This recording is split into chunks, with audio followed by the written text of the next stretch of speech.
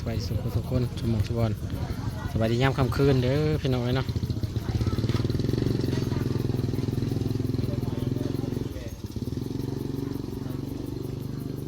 พระพี่น้องเนาะน้องบ่าวไทยบ้านน้องบ่าวเคยปลอมเพิ่นขึ้นมาเยี่ยมปูน้องโตโน่พี่น้องเอ้ยเพิ่นฮักกะกับตอนนี้ก็2 ทุ่มกว่าเลยพี่น้องเอ้ย2 ทุ่ม 19 นาทีแล้วไปขึ้นเอาแม่ครูเพิ่นมาเยี่ยมไปก็มาเต็มเฮือนพี่น้องเอ้ยมาเยี่ยมมาเบิ่งกันนี่แหละพี่น้องเอ้ยยามจะเป็นไอ้รุ่นเต็มเฮือนพี่น้องเอ้ยทั้งเทิงนะ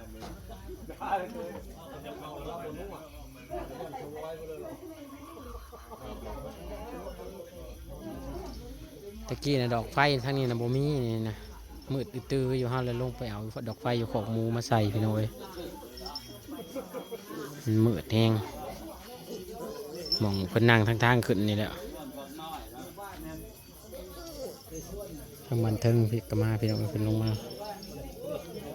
พ่อใหญ่น้องลิงเบิ่งเฮาสิพามาขึ้นทางคันไดทั้งพี่น้องเนาะอย่างนี้หน่วยแม่ใหญ่สอนกับลุงสิมาพี่น้องแต่ว่าเพิ่นยังบ่ทันมาจ้ะมือตื้อๆเลยเบิ่งก่อนพี่น้องเอ้ยเฮาก็มาหลายรอบแล้วเที่ยวเมื่อเอาปลั๊กไฟเที่ยวเมื่อเอาอันหม้อน้ำร้อน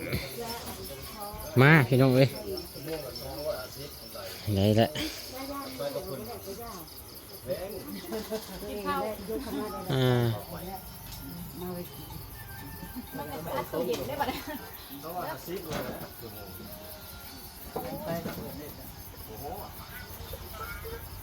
ครับโปรเจกต์นี่นะจีนุ่มมาไว้แค่นี้ก็มาติดทรงบัวที่พายาคู่จีวอนบินฮะโอ้ปลาโดดโน่นนะฮะอีกโอ้เถอะ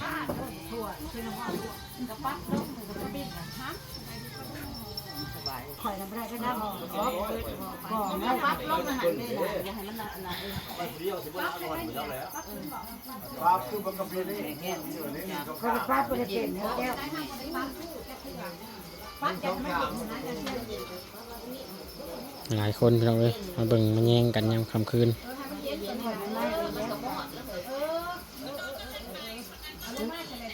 และ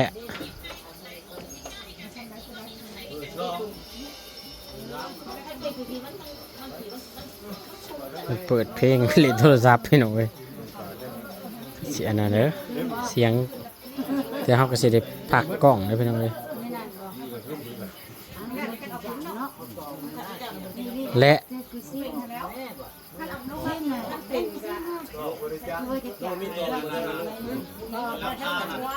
เฮ็ดยังมาเลยจิ้มแขวบ่และเสียบน้ำโมได้ซัมบ่ปะแก้วโมได้ซัมมันเป็นว่าปักบ่ถึงมันบ่ล้มหูน้อยเด็ดตัวเขาเอามาน้ำหัวหน้านะมาเบิ่งดูนะเด็ดเช่นนี่แล้วไปจีบแขกหมดใช้หมดแบบน้ำอื่นกินละค่าแถวนะเขาเอามาช่วงเงินมาทำอย่างนี้เตากาน้ำห้อนนะนะ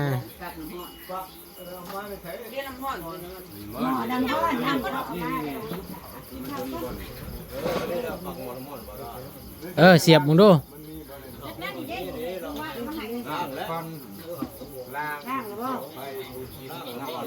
เขาล่างแล้วเขาถือมาเขาล่างแล้วมีแต่ใส่น้ำจะเสียบรถ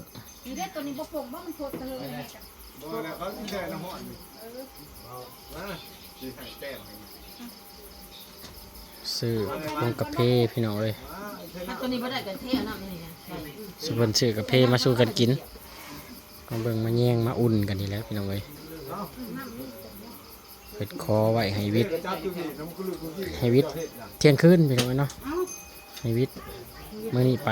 สัญชาให้วิทย์วันสีดับพี่น้องเลย ขอเพิ่นไว้แม่คัดสั้นแล้วก็สิบ่ได้อยู่เทิงเฮือนพี่น้องเอ้ยเนาะบ้านเฮาประเพณีบ้านเฮาเพิ่นนับถือนั่นน่ะถ้าเป็นสินดับก็คือ อันนี้ฮ้อนไว้ เพิ่นสิเอาลงไว้ตารางคันขออนุญาตนำถ้าว่าเพิ่นเสียวันมื้อสินดับมันดิพี่น้องเอ้ย ตุ้มเอามานะให้เขาโลดตุ้มเห็นว่าเดี๋ยวเวลาผู้ใดก็อยากกินน้ำเย็น เอามาอีกแม่น้ำไว้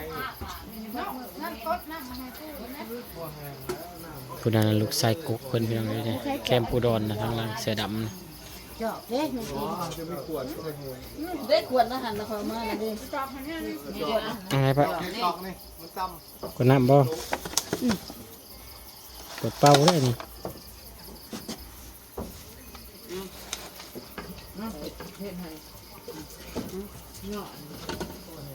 เฉียบได้อีกดอกมันปักตัวห้าเอามานะมันยากดอก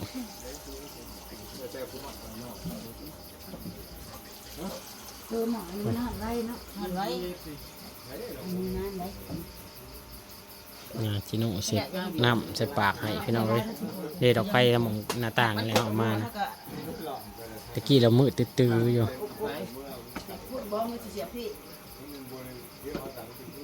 ไล่เตี๋ยวแล้วดูกาแฟมันตีมันเอาออกตั้งเนาะคุณไม่เชื่อคุณว่าคุณเนาะ เอาหน้าตั้งใช่เลย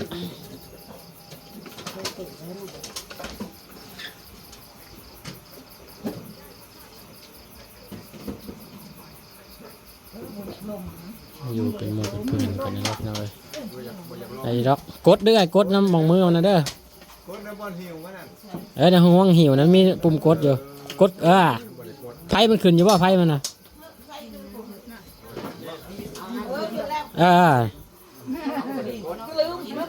ทำบกดแล้วบ่ได้ได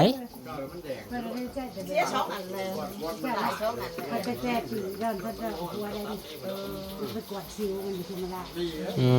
เอาเลยนะกวดคิวนี่มันแต่งงานแต่งงาน กินข้าวกันยังปะติม คนป้าเพื่อนสบายดีที่เจ็ดเรากินพร้อมกันเด้อต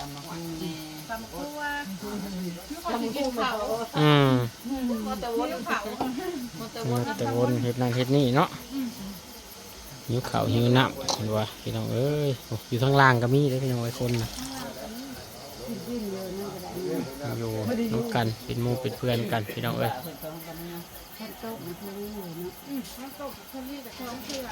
ของเถื่อบอกพี่น้องไรมันก็ดีเต็มสิ อ๋อว่าคุณจะขาดกระเทียมมันว่า มันจะเสียบประตูไรมันหายเสียบประตูไรมันหายใจคือทหารนี่กันแหละคันชางไฟทำไมเสียบประตูมันเพื่อนหักเสียบเขาบอกฟังเขาบอกให้เสียบจงหูนึงถ้าบอกอยากใช้หนึ่งบอกให้พวกเขาจงไว้จังอันนึงก็หายใจ เพราะมันหายใจ เผากันอยู่นี่แหละพี่น้องเอ้ยมือแรงมือคืนนี่นะ หายใจวัดจะเกิดเด็กไม่ยาก บ่ได้พากันรับกันนอนแล้วมือนี้นะ น้ำมงเลยคงเพื่อนนั้น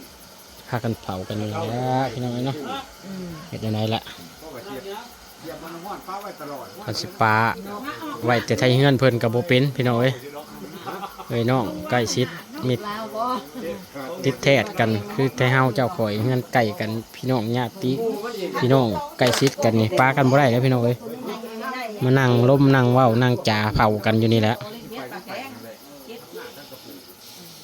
ถ้าทางไก่ไทยทางอื่นเพิ่นบ่ได้ทันได้มาเด้พี่น้องเอ้ยเนาะมันต้องอยู่ไก่อยู่อันนี้แหละเบิ่งแย่งกันไปเฮ็ดได้ละ พอเอาเขาบ่พอเนี่ยกูว่าป่าเนี่ยพอได้อันมาให้ แจ้งจังป้างแล้วมื้อนี้นะ มันจะตั้งมันนะโต๊ะมันโดดลงมา2โตเลยจับฮักเงี่ยงเอามันเรียกมันยังบ่ได้ชื่อตัวน้อยยังบ่นะ พูดเนี่ยเขาจะวัดแต่เว้นพูด พันบ่ มัน เออ ข้าวมันตกไปเนาะ เป็นตัวนี้ชื่อเลข เราพันบาท คิดมาได้ชุดก้อนนะกา เขาบอกว่าพันกับตั้งจังหวัดที่เป็นป่าจักร นี่แต่ปลาดุกตัวใหญ่ค่ะ ขอจีโน่ชมใช้เพิ่นพักผ่อนพี่น้องเอ้ยเพราะว่าเมื่อคืนเพิ่นก็หิวนอนเบิดคืนพุ่นละสิเด็กๆพุ่นละเปลี่ยนกันพี่น้องเอ้ยเนาะเปลี่ยนกันอยู่เปลี่ยนกันเฝ้านี่แหละเฮ็ดจังไดล่ะ ตัวได้ชื่อก็เก็บ แต่กระหักเนี่ยกัน ชื่อ เปลี่ยนกันเบิ่งเปลี่ยนกันเฝ้าเปลี่ยนเวรยามกันนี่แหละเบิ่งแย่งกันไปพี่น้องเนาะ ชอบมึงแต่ว่าพวกเด็ก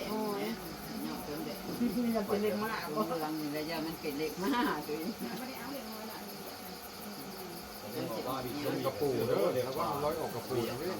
ปูไปเกาะได้เนาะเราพันบอก กระปู เรียกว่าที่เป็นเล็กล่างใช่กระปูนะ ทำแล้ว ลาว วันปลาเนี่ยเป็นเล่าเป็น โชลีกันเรื่องเลขแม่จีโน่นะกินข้าวเพิ่นเลย ก็พิษแต่มันต้องเป็นเล่า ตัวได้ชื่อนั่นลาวชื่อจะเป็นห้อง สงสัยดึกๆไปแหละแม่ใหญ่ซ้อนกับทีมงานลุงสิมาพี่น้องเอ้ยเนาะมาเป็นหมู่เป็นเพื่อนอยู่น้ำกันนี่แหละพี่น้องเอ้ยเป็นจังได รักเนี่ย รักงั้นก็ฝาก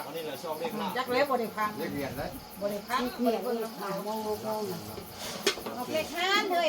รัก ห ยั ก ง โมงนะอันหาโมงนะ รักยังมัน รับยังรับเข้าหรือรับเจ็ด ต้องรักแปดบ่ นี่หน่อยมันชื่อห้านจักจังหวะมันสาม ทางนี้นะรุ่นเลขกันบ่นี่นะ รุ่นแล้วก็ได้ครับ ออกยังเลย 53 50 ตัน มิ้นมาถึงร้อยเนี่ยเมียน โว้ยเชื่อไม่มินบ่ถือดอกออกเลขหน้าโอ้ยมันกับพ่อ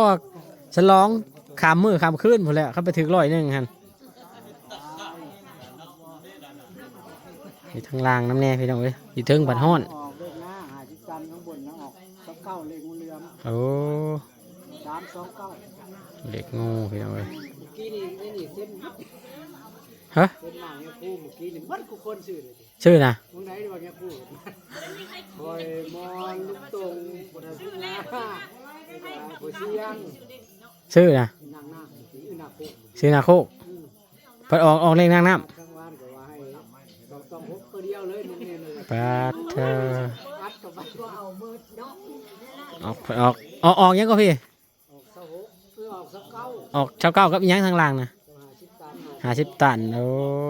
นาคอยู่พี่น้องเลยหักคนละนาค